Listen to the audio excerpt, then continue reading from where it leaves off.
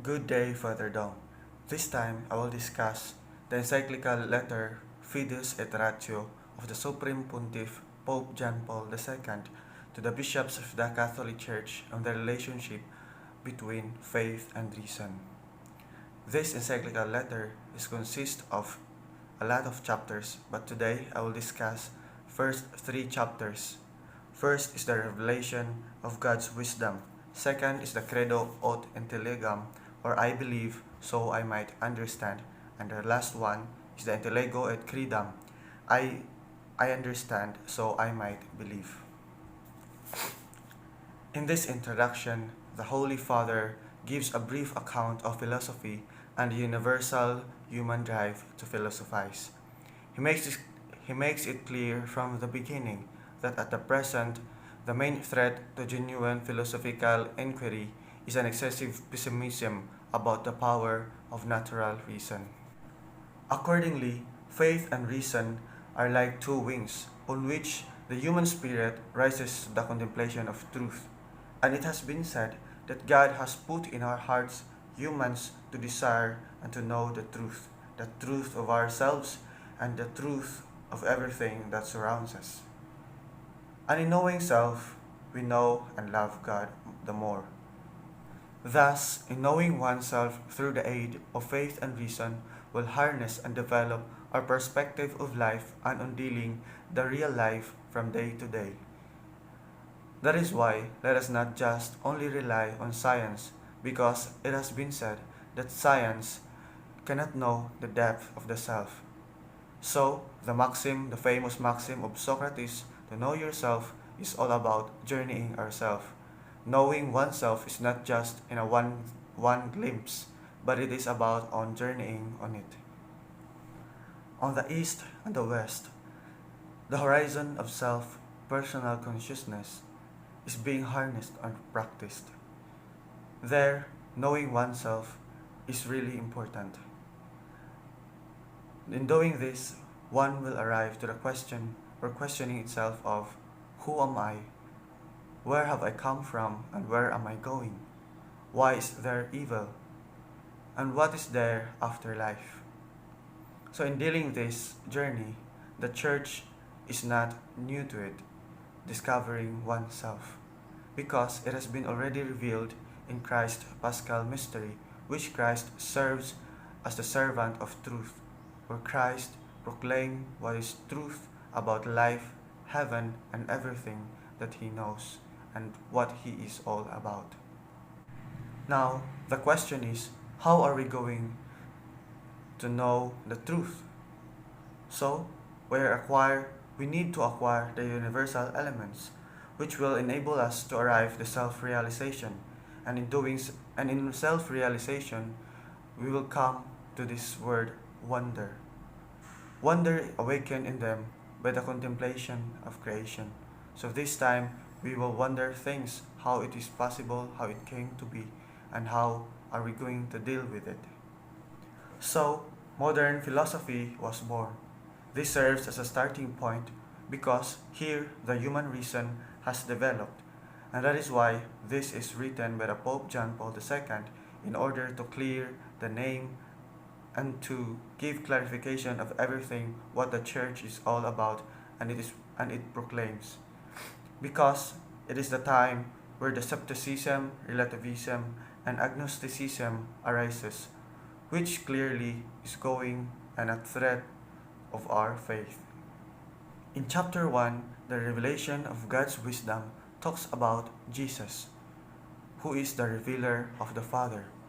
Jesus, whose incarnation is one of the most important and one of the foundation of knowing the truth. And the more we know about Jesus, will be the more that we know ourselves. In this chapter, the Holy Father begins with the primacy of revelation. God, who is love, reveals himself through Jesus Christ, whose revelation invites humanity to be in communion with him. Thus, revelation is a realized deeds and words and inner unity between the Creator and his creation. And this is important because Christ is the ultimate truth about human existence.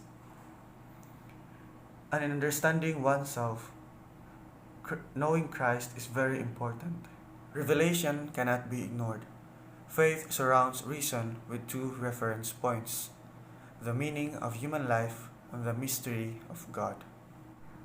Therefore, these considerations prompt a first conclusion that truth made known to us by revelation is neither a product nor consummation of an argument devised by a human reason.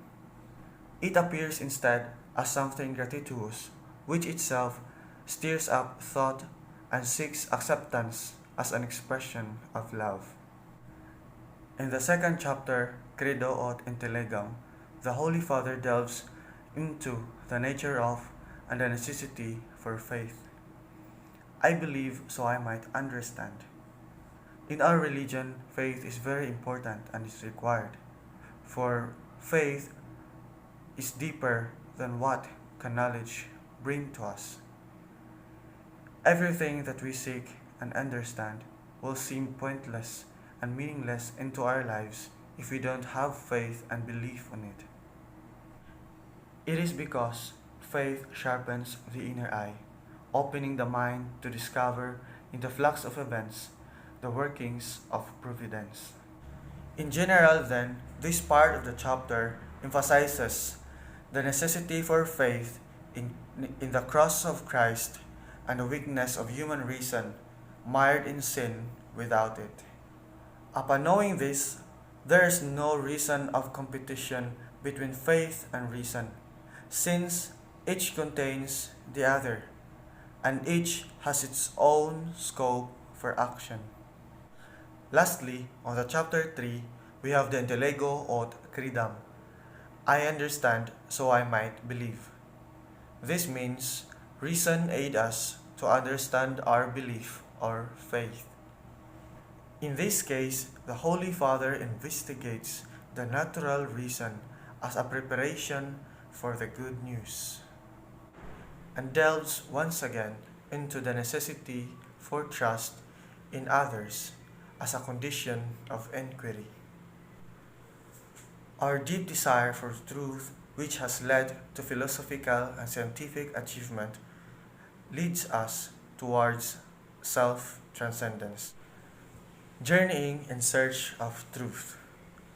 The search for ultimate truth is so deeply rooted in us that it is unthinkable that it should be useless at any rate. Ignoring it would cast our existence into jeopardy. And in journeying in search of truth, let us not forget the different phases of human truth. First, we have the truths that depend upon immediate evidence or are confirmed by our experience. It refers to our proper and activities of everyday life and scientific research. Second, we have the truths of philosophy and religion. It refers to the comprehensive visions and answers to questions of life's meaning or the preambles of faith. Third, the last one is the truth revealed in Jesus Christ. So, it refers to the mysteries of the faith. But of all that what human reason seeks without knowing it can be found only through Christ, for whom we can find fulfillment. Thus, in this chapter, the search for truth is a preparation for the gospel. To sum up all that I have discussed, in its introduction it has been said that faith and reason are like two things in which the human spirit rises into the contemplation of truth.